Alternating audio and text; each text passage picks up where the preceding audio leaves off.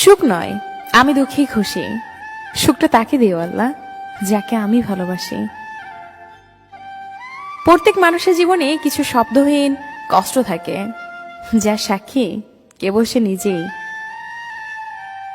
মন খারাপের থেকে শরীর খারাপ হলে নিজেকে বেশি দুর্বল মনে হয়। আপন মানুষের অভাব নেই, কিন্তু কষ্ট বোঝার মতো কেউ নেই।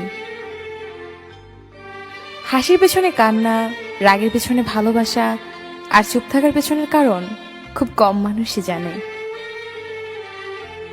টাকাই এখনকার দিনে সবচেয়ে গুরুত্বপূর্ণ।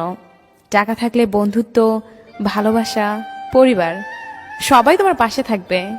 শুনতে খারাপ লাগলেও এটাই বাস্তব। জীবন তো চলেছে ঠিকই, তবে ঠিক পথে নাকি ভুল পথে সেটাই বুঝতে পারছি না। সবাই সবকিছু পায় না, আর পেয়েও তাদের ভাগ্য বেশি দিন সেটা সয় না। আপন মানুষগুলো শিখিয়েছে জীবনে কেউ কারো আপন হয় না। আমি তোকে কতটা ভালোবাসি জানি না, তবে তোকে মিস না করে একটা মুহূর্তও থাকতে পারি না।